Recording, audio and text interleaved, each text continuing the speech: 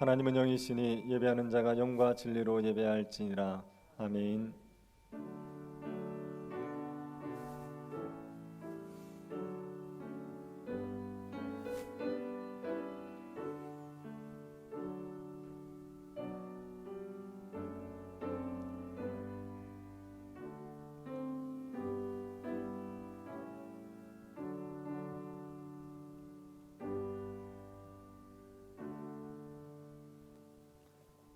저희들을 예배자로 불러주신 하나님께 감사드립니다.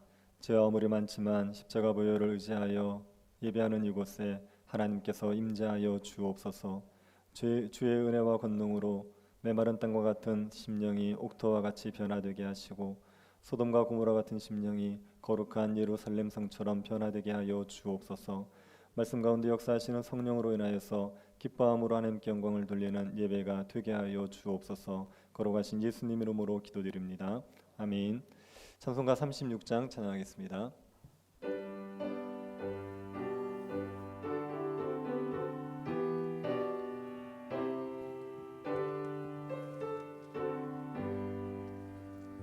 주 예수 이름 높이여 다 찬양하여라. 금멸류관을 들여서 만유의 주 찬양. 금멸류관을 들여서 만유의 주 찬양. 주 예수 당한 고난을 못 잊을 죄인아, 내 귀한 몸에 바쳐서 만유의 주 찬양. 내 귀한 몸에 바쳐서 만유의 주 찬양. 이 지구 위에 거하는 온 세상 사람들, 그 크신 위엄 높여서 만유의 주 찬양. 그 크신 위엄 높여서 만유의 주 찬양. 주 믿는 성도 다 함께 주 앞에 엎드려 무궁한 노래 불러서 만유의 주 찬양. 무궁한 노래 불러서 만유의 주 찬양. 아멘. 사도신경으로 신앙 고백하겠습니다. 전능하사 천지를 만드신 하나님 아버지를 내가 믿사오며 그 외아들 우리 주 예수 그리스도를 믿사오니 이는 성령으로 잉태하사 동정녀 마리아에게 나시고 본디오 빌라도에게 고난을 받으사 십자가에 못 박혀 죽으시고 장사한 지 사흘 만에 죽은 자 가운데서 다시 살아나시며 하늘에 오르사 전능하신 하나님 우편에 앉아 계시다가 저리로서 산자와 죽은 자를 심판하러 오시리라.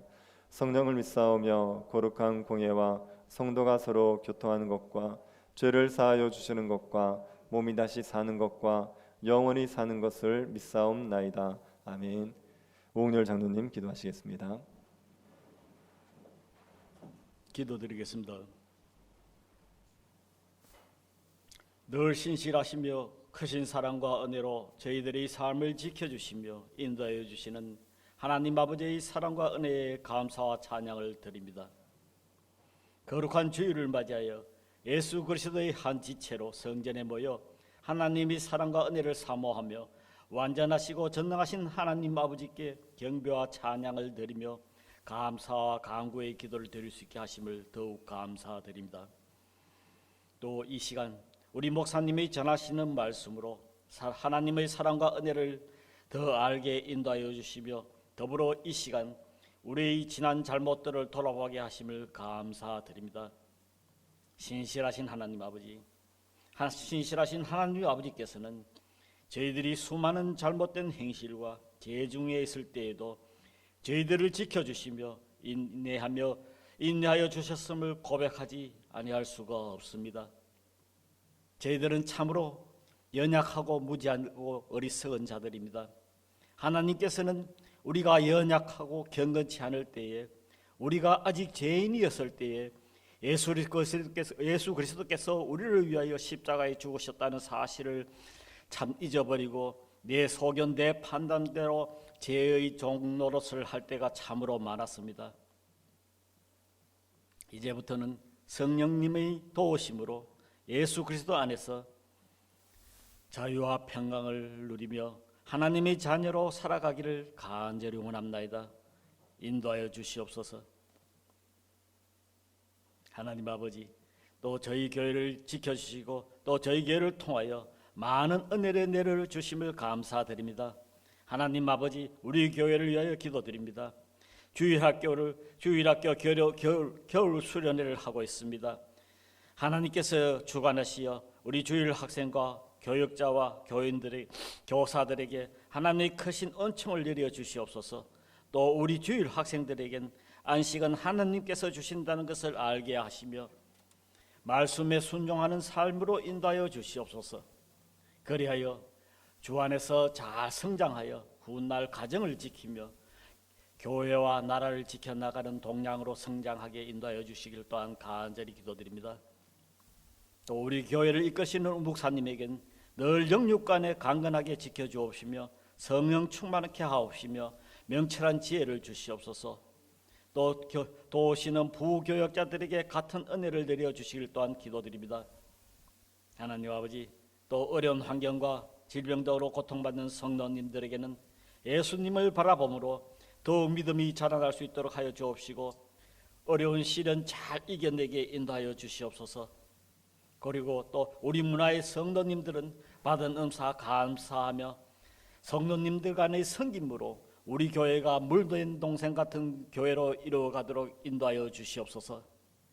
또 예배당 이전 주님께서 간섭하시어 순조롭게 진행되게 하여 주옵시고 걸림돌이 없게 하여 주시옵소서. 또 4월의 설 중직자 선거에 선하고 충성된 일꾼들을 많이 세워주셔서 우리 교회가 더욱더 활기차고 주님의 선한 사업에 앞장서는 교회가 되게 인도하여 주시길 또한 간절히 기도드립니다. 하나님 아버지, 나라를 위하여 기도드립니다. 우리나라가 하나님을 경외하고 하나님의 은혜를 구하는 나라가 되게 하여 주시옵소서. 또 위정자들은 독선과 오만에서 돌이켜 공평과 정의로 국민들을 섬기게 하옵시고 공의로 국정에 임하게 하여 주시옵소서. 또 온 국민들에게는 생명의 졸음을 기이 여기며 천년의 사랑의 가치를 지키는 것이 큰 기쁨이 되게 하여 주시옵소서. 하나님 아버지, 또 코로나로 인해 우리의 모두의 삶들이 불안과 어렵고 힘든 가운데 있습니다. 코로나 방역을 위해 수고하시는 의료진들과 관계자들의 수고가 헛되지 않도록 하여 주옵시고 이 모든 것들이 속히 회복되어질 수 있도록 인도하여 주시옵소서. 전능하신 하나님의 은혜와 긍휼로 코로나 사태의 방역과 치료에 성공하게 하여 주옵시고 하루속히 경제가 살아나게 하시고 일상이 회복되게 하여 주시옵소서. 그리하여 이 땅의 교회들이 예배가 회복되고 성도의 교제와 십자가의 복음이 전파가 원만에 이루어지게 하여 주시옵기를 또한 간절히 기도드립니다. 또 십자가 복음을 들고 낯선 환경에서 헌신하시는 선교사님들과 그 가정들을 지켜주시고 코로나 사태 중에서도 사역을 잘 감당하게 하시고 그 필요를 충만히 채워주시옵소서.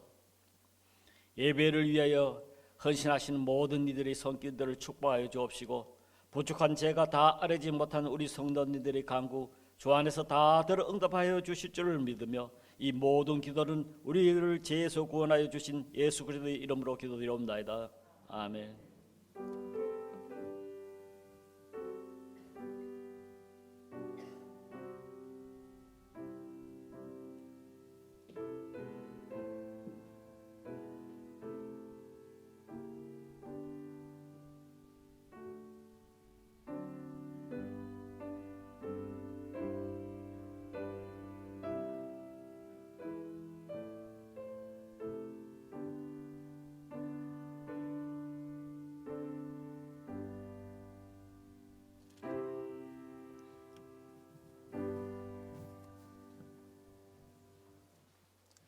말씀을 보겠습니다. 마가복음 13장 24절부터 37절 말씀입니다. 마가복음 13장 24절부터 37절 말씀입니다. 찾으셔서 한 절씩 교도하도록 하겠습니다. 찾으셨으면 교도하겠습니다. 그때 그 환란 후 해가 어두워지며 달이 빛을 내지 아니하며 별들이 하늘에서 떨어지며 하늘에 있는 권능들이 흔들리리라. 그때 인자가 구름을 타고 큰 권능과 영광으로 오는 것을 사람들이 보리라. 또 그때에 그가 천사들을 보내어 자기가 택하신 자들을 땅 끝으로부터 하늘 끝까지 사방에서 모으리라. 무화과 나무의 비유를 비우라. 그 가지가 연하여 지고 잎사귀를 내면 여름이 가까운 줄 아나니 이와 같이 너희가 이런 일이 일어나는 것을 보거든 인자가 가까이 곧 문 앞에 이른 줄 알라. 내가 진실로 너희에게 말하노니 이 세대가 지나가기 전에 이 일이 다 일어나리라. 천지는 없어지겠으나 내 말은 없어지지 아니하리라. 그러나 그날과 그때는 아무도 모르나니 하늘에 있는 천사들도 아들도 모르고 아버지만 아시느니라. 주의하라, 깨어 있으라. 그때가 언제인지 알지 못함이라. 가령 사람이 집을 떠나 타국으로 갈 때에 그 종들에게 권한을 주어 각각 사물을 맡기며 문지기에게 깨어 있으라 명함과 같으니 그러므로 깨어 있으라. 집주인이 언제 올는지 혹 저물 때 일는지 밤중 일는지 닭 울 때 일는지 새벽 일는지 너희가 알지 못함이라. 그가 호련히 와서 너희가 자는 것을 보지 않도록 하라. 깨어 있으라. 내가 너희에게 하는 이 말은 모든 사람에게 하는 말이니라 하시니라. 아멘. 우리가 영화나 드라마를 보면 주인공이 죽을 위기에 처했을 때 어디선가 구원자가 나타납니다. 공주가 자객들을 피해서 도망을 칩니다. 그러다가 돌부리에 걸려 넘어지지요. 자객들이 와서 칼로 내리치려고 합니다. 그때 어디선가 무사가 나타나서 그 자객들을 혼자 다 처치하고 공주를 구해내지 않습니까? 이렇게 위기에서 주인공들이 잘 벗어나는 그런 이야기들을 잘 만들어야지 그 드라마 작가는 굉장히 인기 있는 작가가 되지요. 주인공이 위기에 처하게 되면 그러면 손에 땀을 쥐는 그런 긴장감이 있어야 됩니다. 그리고 위기에서 벗어날 때 그 과정이 상당히 개연성 있게 잘 설득이 되어야지 그래야지 좋은 작품이 되게 됩니다. 그런데 간혹 보면 주인공이 위기에 처했을 때 신적인 존재가 와서 주인공을 구해내는 경우가 있습니다.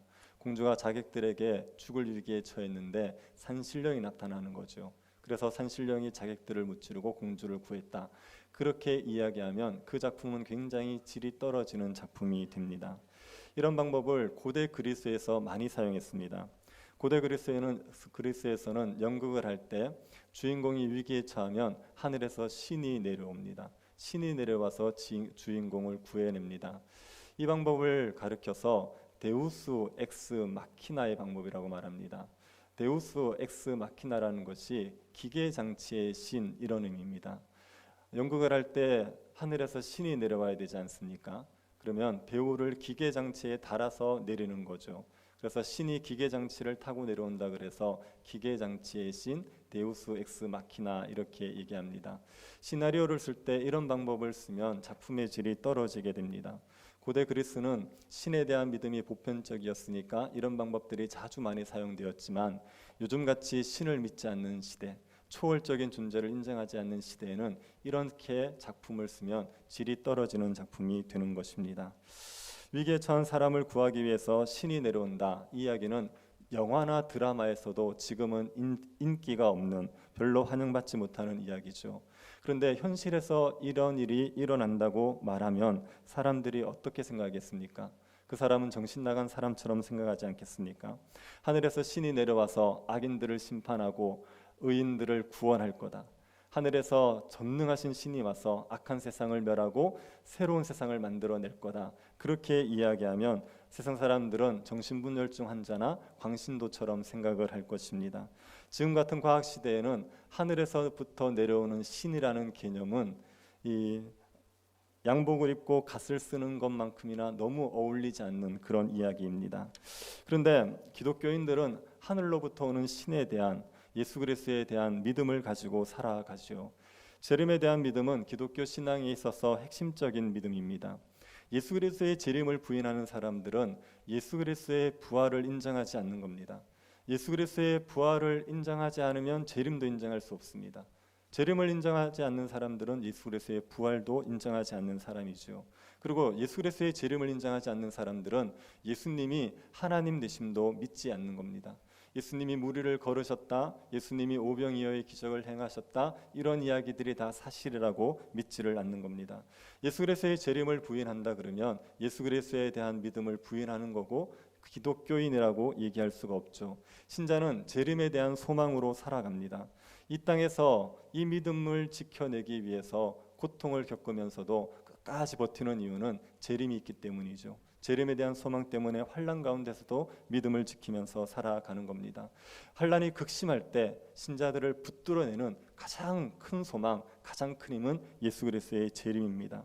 근데 요즘은 재림에 대한 교리를 다루는 것이 굉장히 소홀히 되고 있습니다. 재림에 대해서 사람들이 많이 이야기하지도 않을 뿐 아니라 많이 관심도 기울이지를 않습니다. 그렇게 된 몇 가지 이유가 있습니다. 첫 번째는 사람들이 이 생의 염려 그리고 돈에 대한 마음, 향락들 때문에 재림에 대해서 생각하지 않는 겁니다. 이 땅에서 어떻게 살까 하는 염려에 사로잡혀서 재림을 생각할 여유가 없습니다. 그리고 돈에 관심을 기울이다 보니까 재림이 생각나지를 않습니다. 그리고 이 땅에서 먹고 즐기고 놀 게 너무 많죠. 그런 쾌락들을 즐기다 보니까 재림에 대해서 생각할 수가 없는 겁니다. 로이드 존즈 목사님은 이런 사람들의 상태를 영적인 무기력 이렇게 얘기했습니다.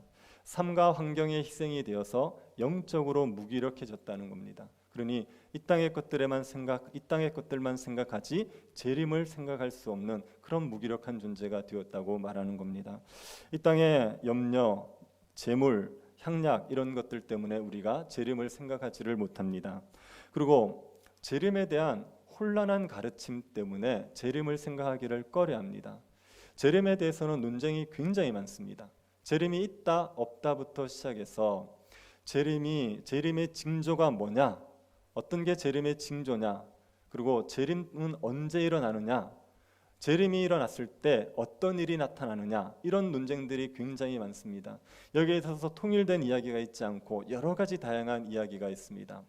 연세 드신 분들은 예수님이 재림하시면 공중으로 들려 올라간다고 배우셨죠. 휴거를 배우셨죠. 그래서 예수님 딱 재림하시면 공중으로 들려 올라갑니다. 신자들은. 불신자들과 같이 밭을 갈다가도 신자들은 공중에 들려 올라가고 불신자들은 땅에 남는 거죠.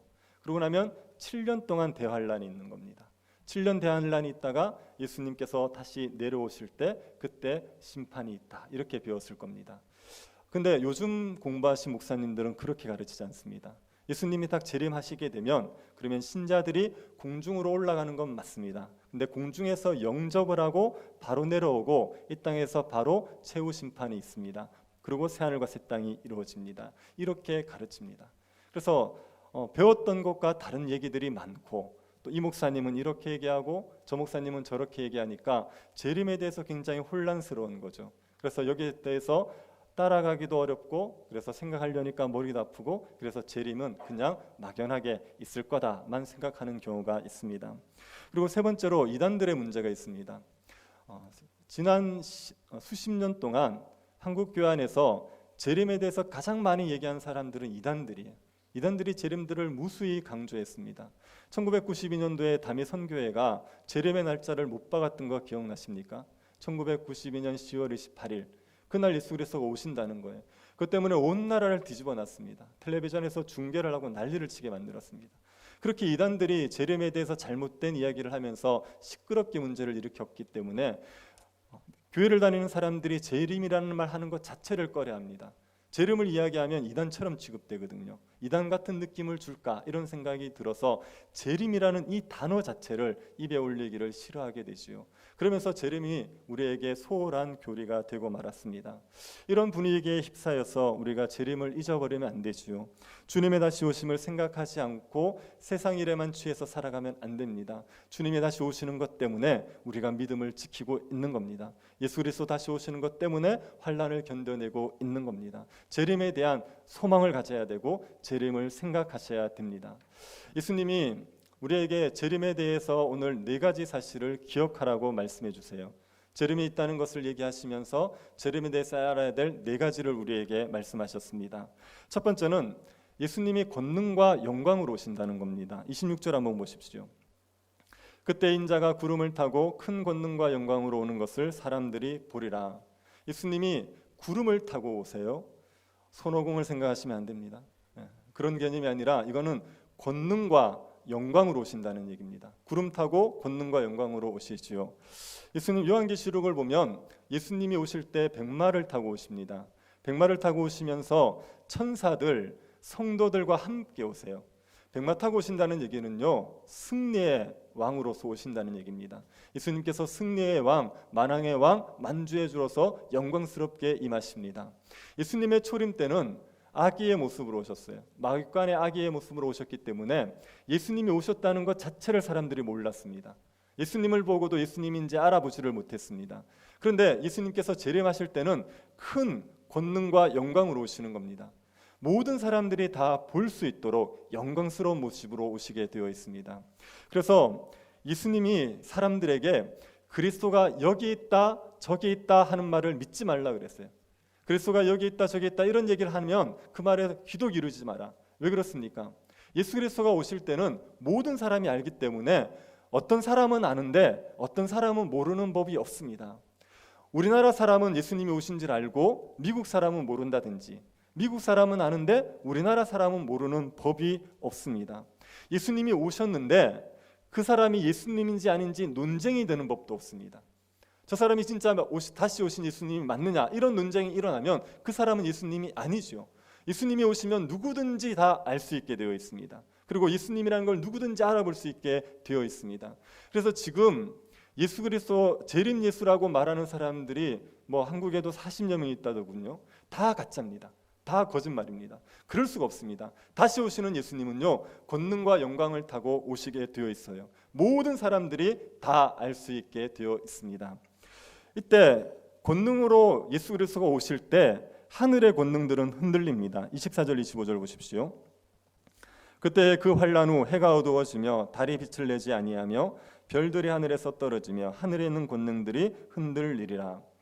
예수님이 재림할 때를 그 환란 후 그렇게 얘기하죠.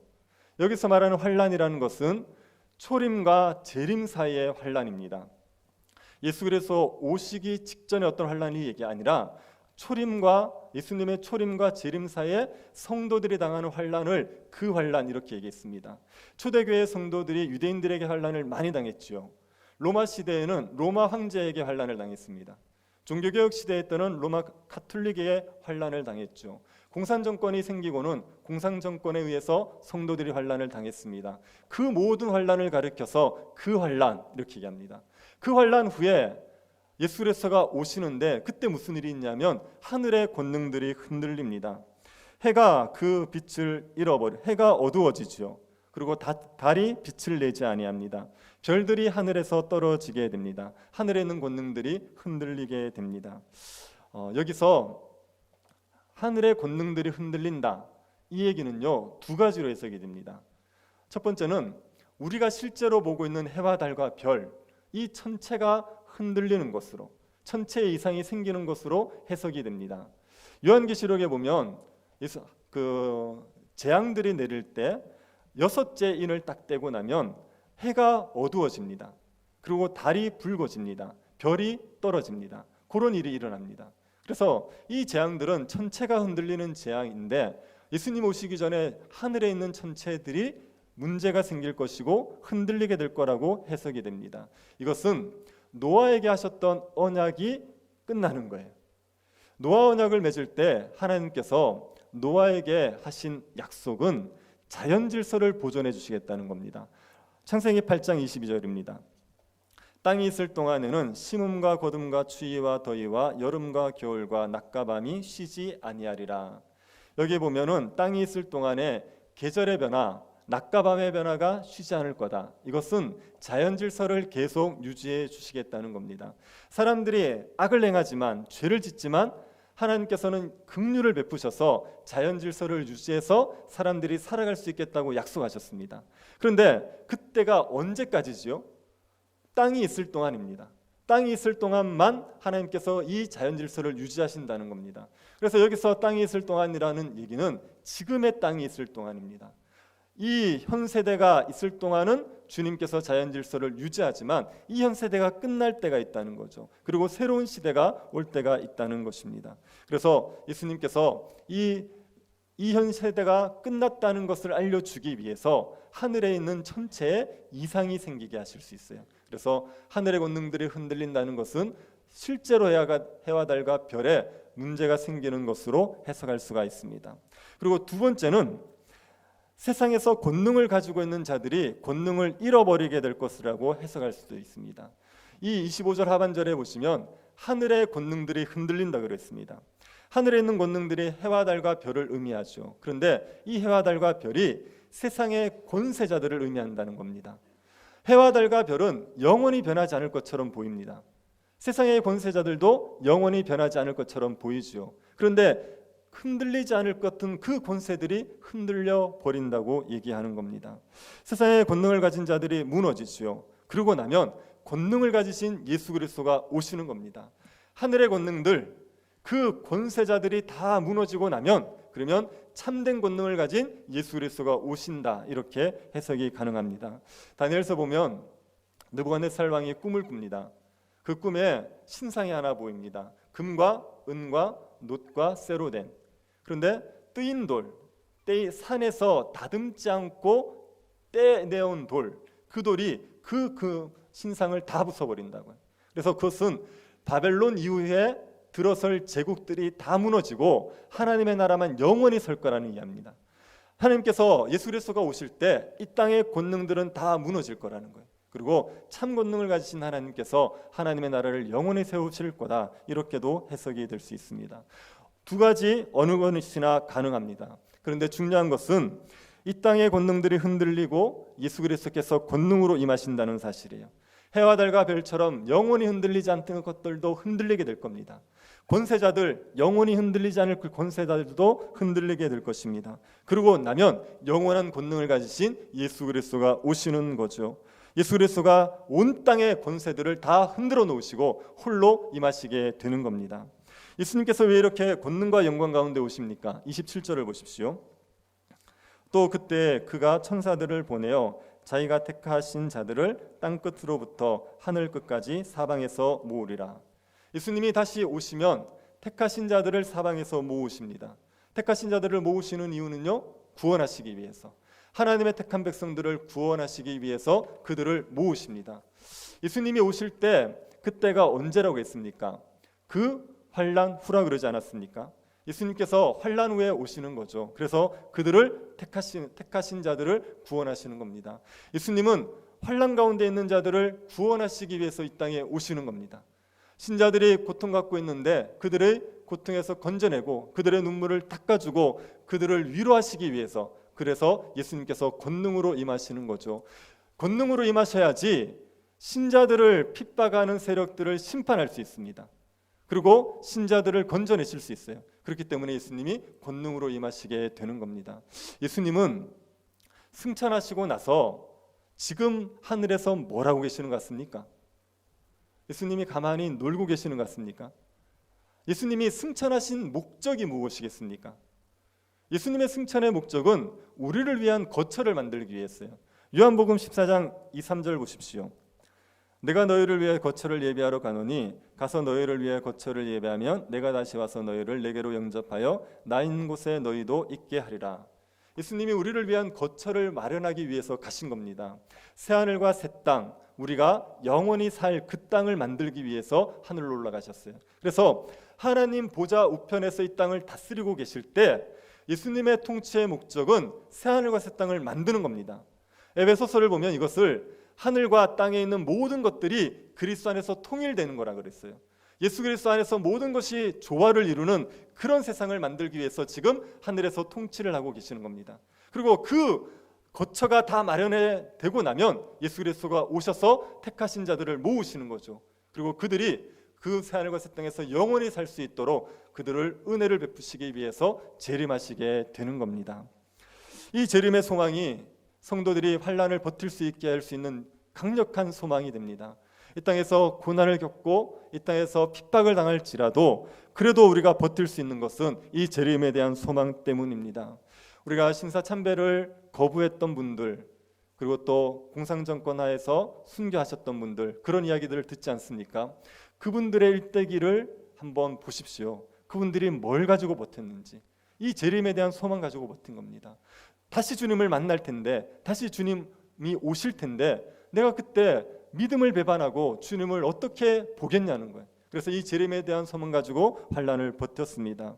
여러분도 예수님 믿는 것 때문에 혹시 힘드신 분 계십니까? 믿음을 지키기가 어려우신 분 계십니까? 예수 그리스도가 오실 것을 기억하십시오. 주님 다시 오셔서 택하신 자들을 모으실 겁니다. 권능과 영광으로 오셔서 택하신 자들을 모으시고 택하신 자들이 하늘과 새 땅에서 살 수 있도록 은혜를 베풀어 주십니다. 그 재림에 대한 소망 가지고 환난을 버티시기를 바랍니다. 두 번째로 예수님께서 기억하라고 하는 것은 재림이 가까웠다는 것을 기억하라는 겁니다. 28절을 보십시오. 무화과 나무의 비유를 배우라. 그 가지가 연하여지고 잎사귀를 내면 여름이 가까운 줄 아나니.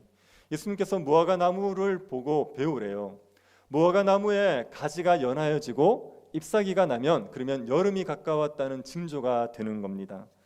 예수님께서 이 무화과 나무를 보고 무화과 나무의 그 변화를 보고 여름이 가까웠다는 아는 것처럼 종말에 대한 징조, 예수님의 재림에 대한 징조를 보고 예수님께서 가까이 왔다는 것을 알라는 겁니다. 29절 보십시오.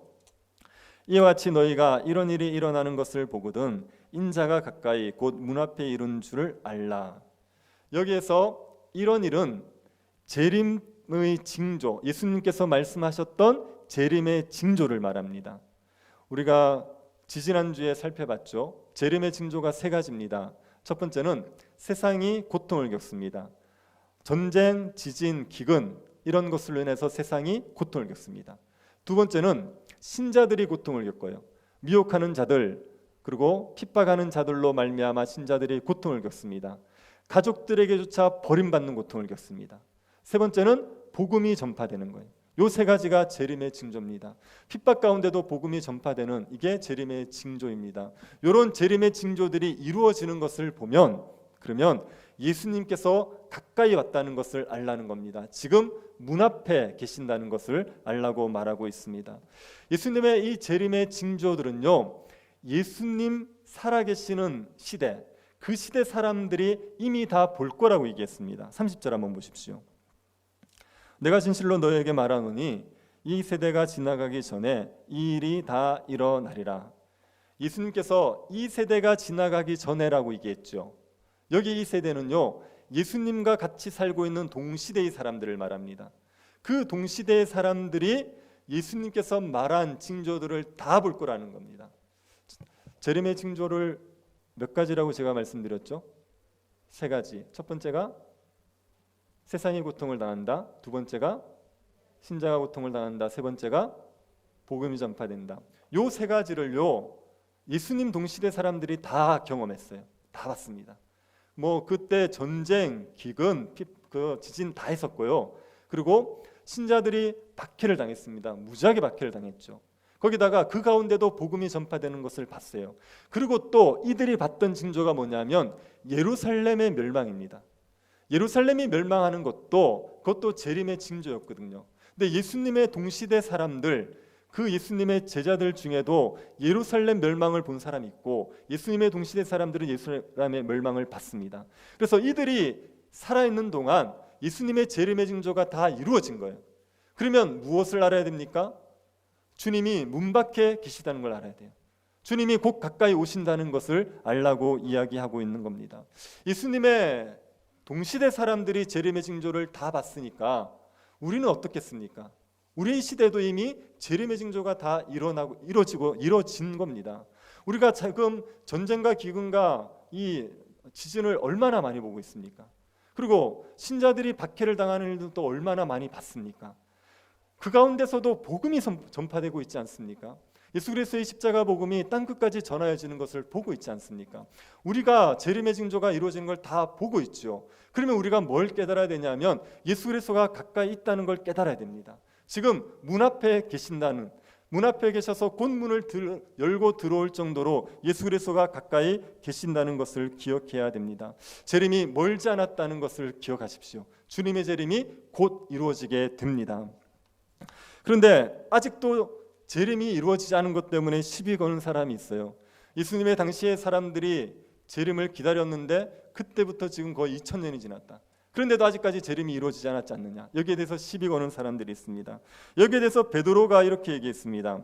사랑하는 자들아, 죽게는 하루가 1000년 같고 1000년이 하루 같다는 이 한 가지를 잊지 말라. 예수님의 시간 계산과 우리의 시간 계산이 다르다는 거예요. 이건 약간 속상하긴 합니다. 그러니까 주님이 생각할 때 지금 며칠 지난 겁니까? 이틀 지난 거예요. 우리는 2000년인데 하여튼 시간 계산이 다르대요. 그래서 이 예수님의 시간과 우리의 시간 계산이 다르기 때문에, 그러니까 너무 오래 지연된다고 해서 재현이 지연된다고 해서 너무 오래되었다고 생각지 말라, 그 얘기를 하는 겁니다. 그리고 베드로는 재림이 지연되는 이유를 하나 또 설명합니다. 3장 9절 보십시오.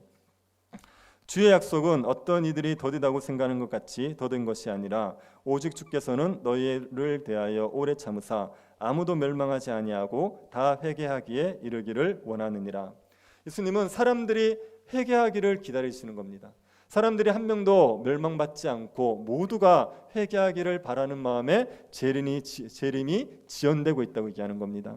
재림이 지연되고 있을지라도 재림은 곧 가까이 왔다는 것을 기억하십시오. 주님이 곧 문을 열고 들어올 날이 멀지 않았습니다.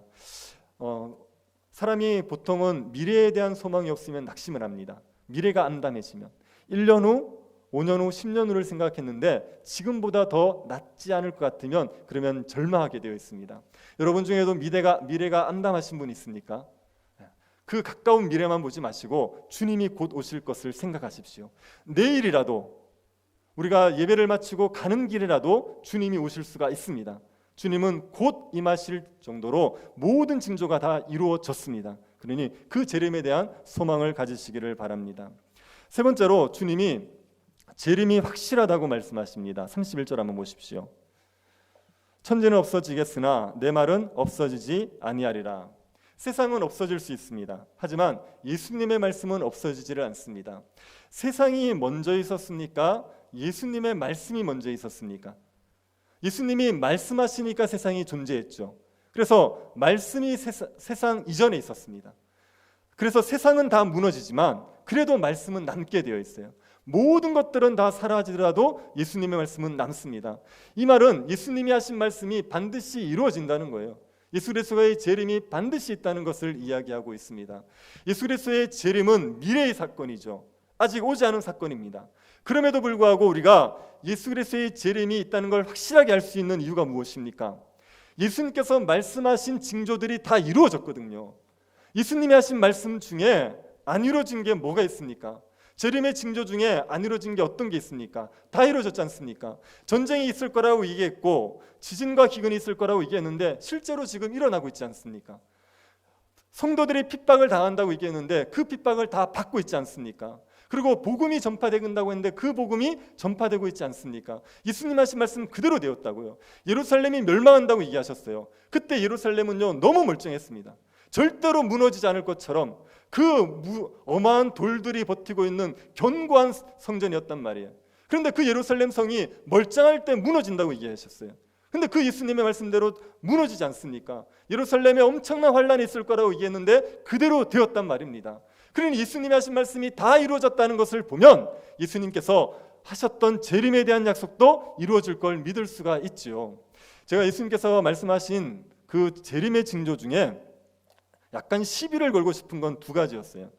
그러니까 이게 전쟁, 기근, 핍박. 이거는요 예수님 오시기 전부터 항상 있던 거거든요. 근데 그걸 가지고 재림의 징조라고 얘기해? 그리고 또 성도들이 당하는 핍박, 이것도 뭐 충분히 예측 가능한 거예요. 근데 제가 세 가지 징조 중에 시비를 걸기 어려웠던 게 뭐냐 하면 복음이 전파된다는 겁니다. 예루살렘에서 시작되었던 그 복음 있지 않습니까? 그 나사렛 예수가 자기가 메시아라고 했단 말이에요. 어떻게 보면 말도 안 되는 이야기인데 이 복음이 땅끝까지 전파된대요, 예수님이. 근데 그 말씀대로 됐지 않습니까? 지금 복음이 안 들어간 데가 어디 있습니까? 예수 그리스도가 하셨던 말씀 중에 이것을 예언하셨다는 것은 이건 아무도 예측하지 못할 일입니다. 누가 보더라도요 그냥 끝날 일이에요. 예수 죽고 나면 다 끝날 일이에요. 그럼에도 불구하고 이 복음이 땅끝까지 전파되었다는 것은 예수님께서 예언하신 게 그대로 되었다는 확실한 증거가 될 수 있겠죠. 이렇게 안 믿는 눈빛은 뭡니까? 맞죠?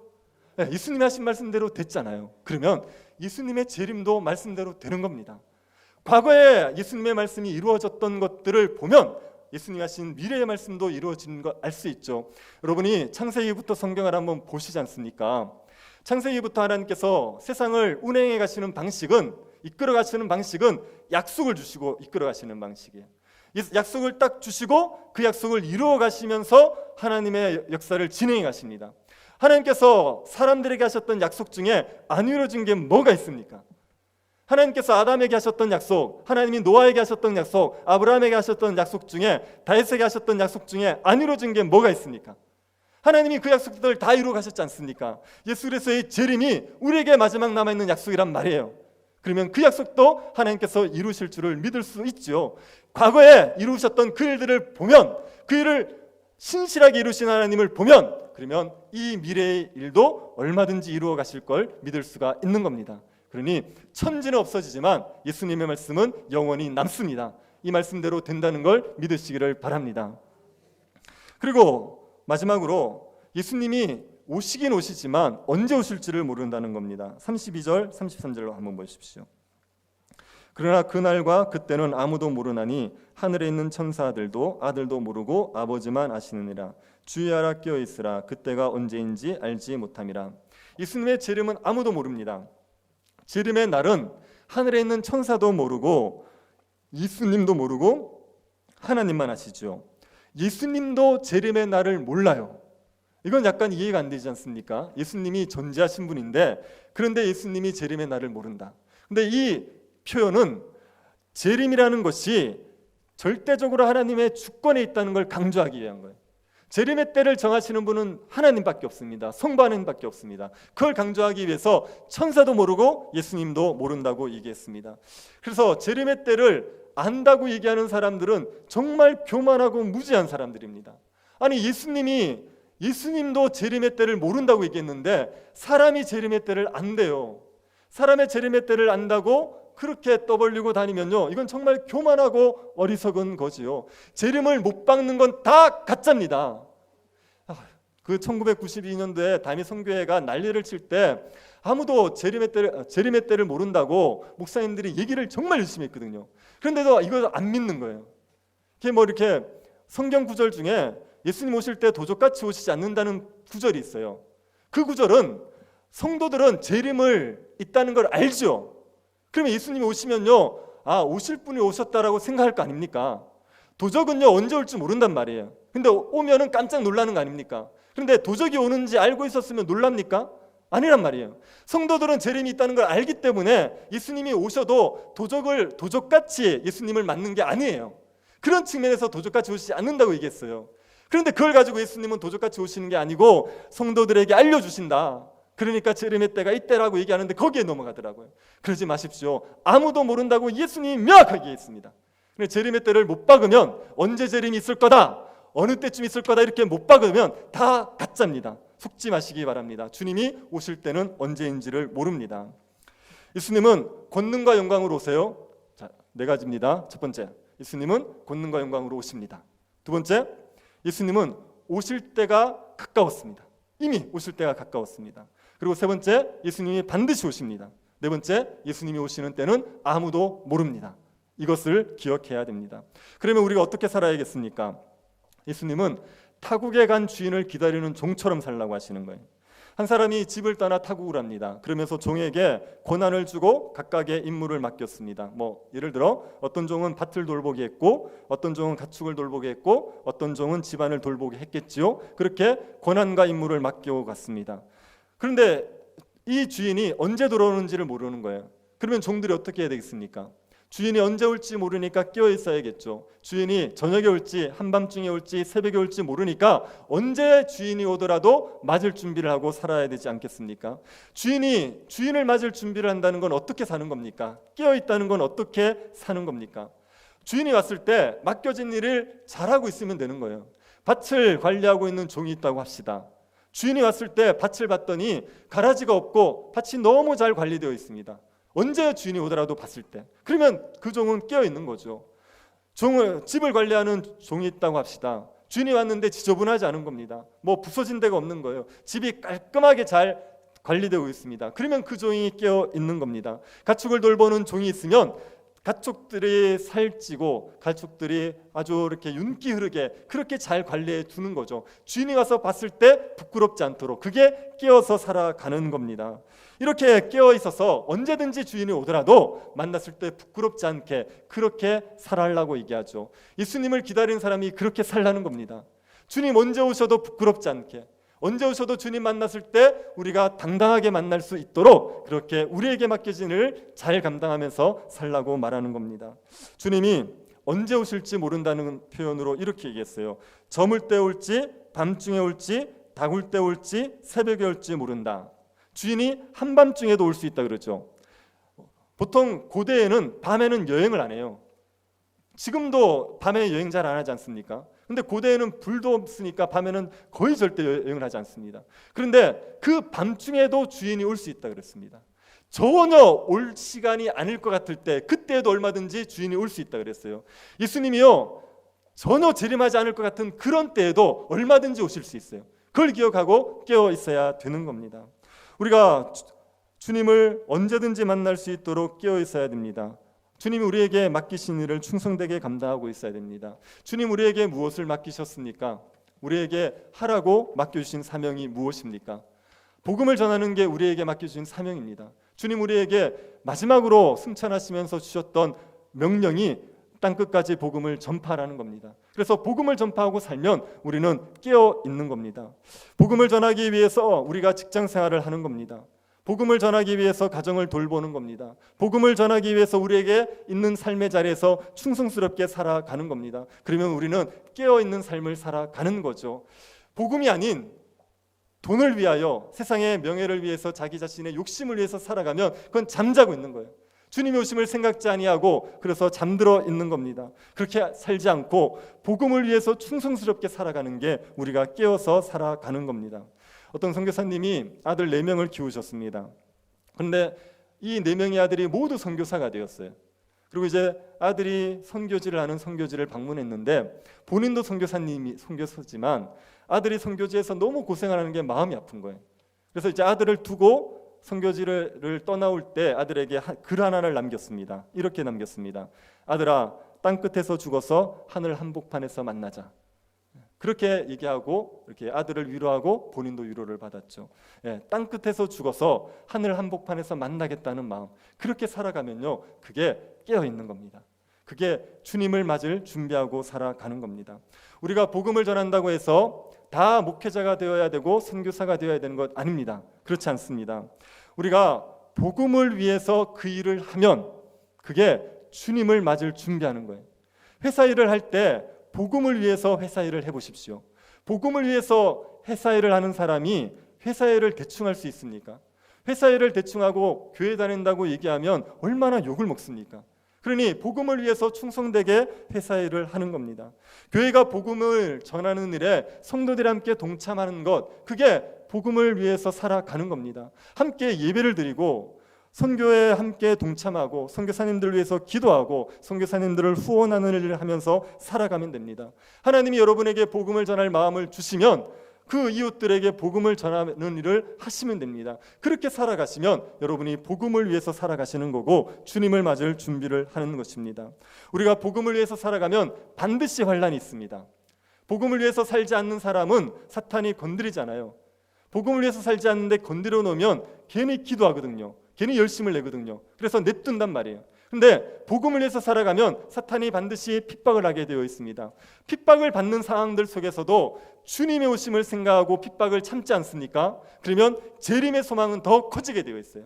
주님을 더 사모하는 마음들이 커지게 되어 있습니다. 그래서 그 소망 때문에 핍박을 이기면서 살아갈 수 있게 되어 있습니다. 주님께서 오실 걸 생각하고 재림을 기다리며 살아가시기를 바랍니다. 이 땅의 것들만 자꾸 생각하지 마시고 염려하지 마시고 다시 오실 주님께 우리의 시선을 두고 재림을 생각하고 주님 맞을 준비하며 살아갈 수 있게 되기를 바랍니다.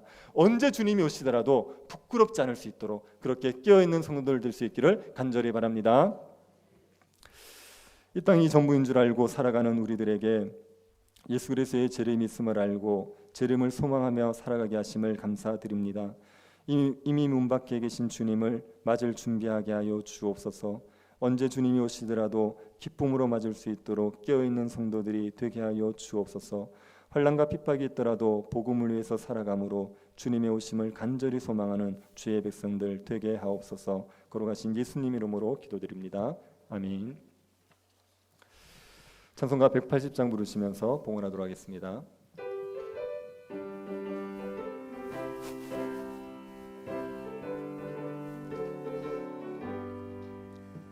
하나님의 나팔 소리 천지 진동할 때에 예수 영광 중에 구름 타시고 천사들을 세계 만국 모든 곳에 보내어 구원받은 성도들을 모으리.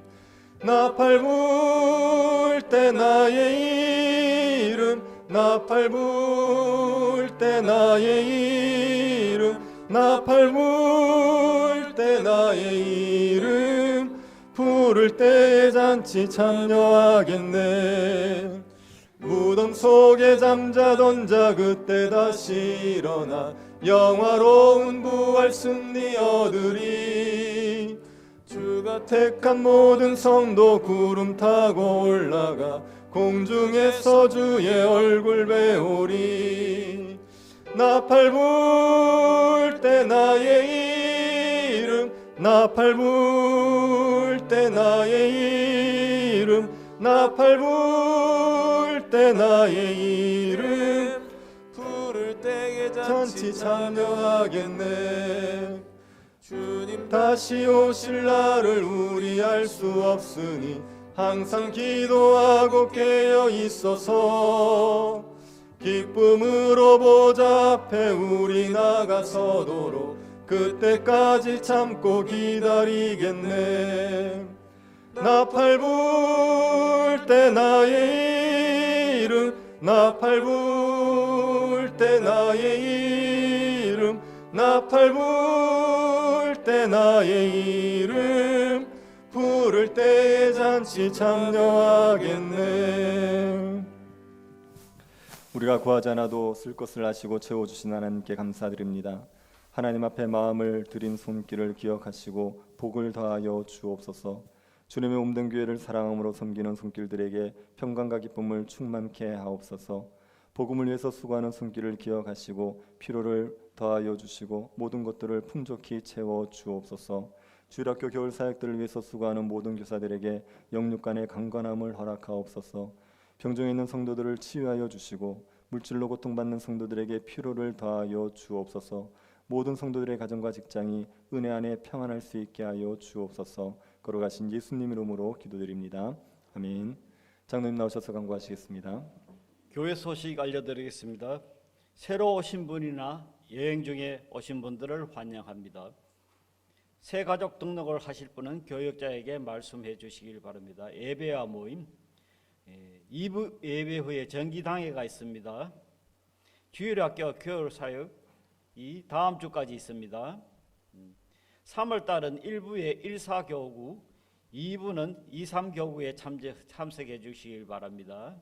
장학헌금이 총 90명이 참여하여 538만 9천 원이 헌금되었습니다. 장학금은 18명에게 1,100만 원이 지원했습니다.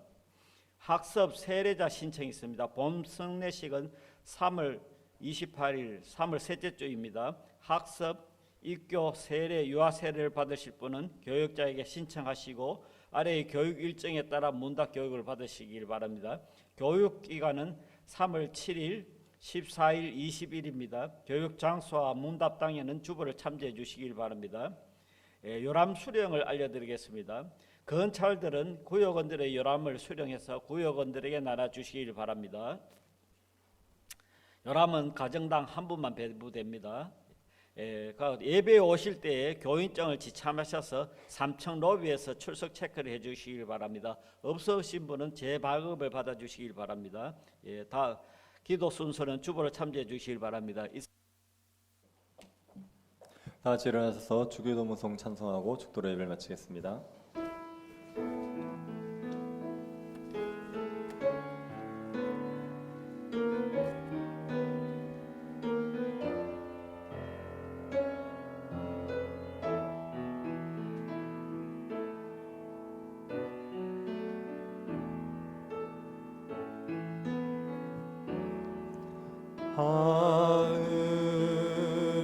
하늘에 계신 아버지 이름 거룩하사 주님 나라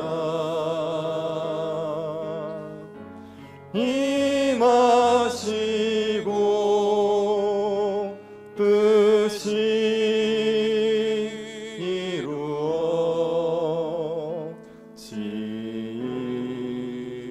이루어지이다. 일용할 양식 주시고 우리들의 큰 죄 다 용서하옵시고 또 시험에 들게 마시고 악에서 구원하소서. 대개 주의 나라 주의 권세 주의 영광 영원히